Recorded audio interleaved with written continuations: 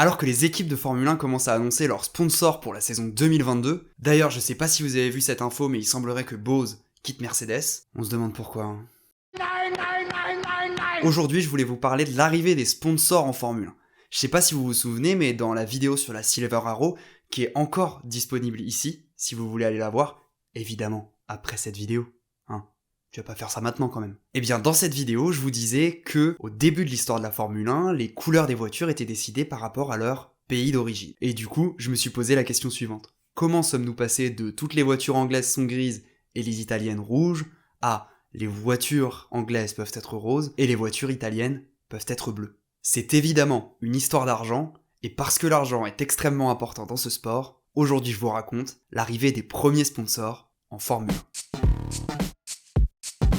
L'histoire du championnat du monde de Formule 1 commence en 1950, lorsque la FIA cherche à imiter le championnat du monde de Grand Prix moto créé l'année précédente. Nous sommes au sortir de la guerre, et même si les courses existaient déjà avant, c'est seulement à partir de maintenant qu'on commence vraiment à les structurer. Et c'est un sacré bordel. Seules les équipes italiennes semblent réussir à faire des voitures rapides. Les Allemands, extrêmement rapides avant la guerre, ne participent plus. Les Anglais et les Français n'arrivent pas à gagner. Je vous parle même pas de la voiture la plus rapide à cette époque, une Alfa Romeo 158, dont la conception remonte aux années 30. Donc la voiture a presque 20 ans. Complètement inconcevable aujourd'hui. Je sais pas ce que vous en pensez, mais une fois le championnat présenté comme ça, ça donne pas hyper envie de le suivre. Alors imaginez si vous êtes une marque. Est-ce que vous avez vraiment envie d'associer votre image à celle d'un de ses constructeurs ou pilotes? Donc la F1 va devoir se structurer pour avoir un plus grand public, et par conséquent, évidemment, quand il y a beaucoup de public, on intéresse les marques. C'est seulement 20 ans plus tard, en 1968, que la FIA autorise enfin les marques à changer de livret et ne les oblige plus à courir avec les couleurs d'État qui étaient obligatoires jusque-là. Et ce, même si les écuries italiennes continuent d'aimer le rouge et les écuries françaises continuent d'adorer le bleu. D'ailleurs, si vous voulez voir quelle couleur était attribuée à quel pays, je vous mets un lien dans la description et vous aurez l'ensemble des pays et leurs couleurs attribuées en sport automobile pendant ces années-là. Avant cette règle, il n'était pas interdit pour les équipes ou les pilotes de rouler avec des sponsors ou d'en avoir. Mais il était interdit de changer la couleur des voitures. Les marques étaient donc relativement peu visibles sur les voitures, et surtout, les marques qui sponsorisaient le sport automobile étaient obligatoirement des marques qui avaient un rapport avec le sport automobile. Alors comment les constructeurs faisaient pour rouler? Parce que sans sponsor aujourd'hui, une équipe de Formule 1, ça vit pas. Et à cette époque-là, il n'y avait pas de droit télé encore par exemple. Pour certaines comme Ferrari, par la vente par exemple de modèles de tourisme, pour d'autres il y avait des aides étatiques, et puis il y avait également les revenus liés aux courses, par exemple les revenus de courses hors championnat gagnés, ou encore les primes de départ et d'arrivée. Et puis il y a forcément un dernier revenu possible, qui lui n'a pas changé, les pilotes payants. En plus des fameux sponsors dont je vous parlais juste avant, qui étaient déjà autorisés, les sponsors en lien avec le sport. Vous pouviez donc être une marque de pétrole, d'essence, d'huile, de pneus, de freins, et sponsoriser une équipe en leur fournissant du matériel notamment, mais vous ne pouviez pas être une marque de capote par exemple, et sponsoriser une équipe de Formule 1. Et après cette règle, c'est arrivé. Protégez-vous. Mais que s'est-il passé en 1968 pour que la FIA change d'avis et autorise les équipes à changer de livret et à avoir des sponsors commerciaux? Cette année-là, plusieurs sponsors / fournisseurs quittent la Formule 1 comme British Petroleum ou Shell. D'autres comme Firestone qui fournissaient leurs pneus gratuitement aux équipes de Formule 1 décident maintenant de leur faire payer. Ils changent de modèle économique sur la Formule 1. Parce que oui, jusque-là, les pneus Firestone de Formule 1, c'est-à-dire certainement le max du max, ils étaient gratos. Et en plus, c'était pas de la merde, c'était le top du top pour l'époque. Imaginez, vous allez voir le garagiste là, et il vous dit « Non, c'est tranquille, c'est des pneus, c'est gratos ». Et donc, face à ces changements de sponsors et ou départ de sponsors, la FIA se retrouve avec un vrai problème. La F1 coûte trop cher, et certaines équipes ne survivront pas à ses départs. C'est donc pas un problème nouveau, et Motorsport Magazine faisait déjà un article sur le sujet dès 1967, en avril pour être exact, sur les coûts élevés de la participation dans un championnat de sport automobile. Comme quoi c'est vraiment un problème qui continue d'exister, et on n'a pas encore trouvé de solution. Et là, c'est le grand moment, celui que vous attendez depuis le début de la vidéo.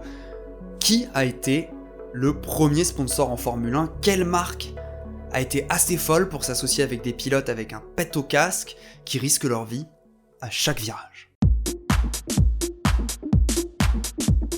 Alors, est-ce que vous avez une idée ?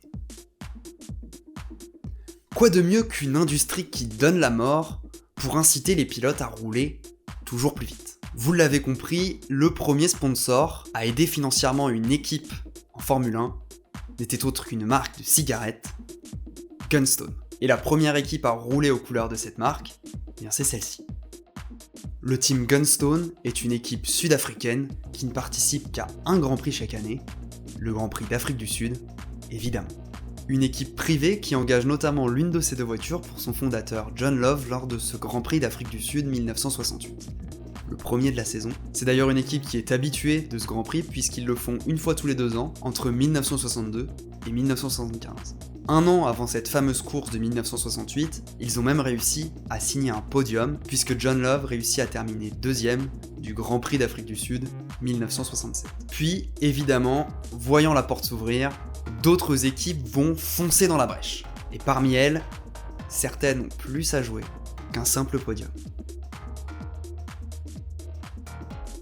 Lors du Grand Prix d'Espagne 1968, le team Lotus, grand favori du championnat, profite de ces nouvelles règles pour changer de livret. Il passe au rouge, blanc, or, couleur de la marque Gold Leaf, un autre cigarettier qui décide de soutenir le team de Colin Chapman.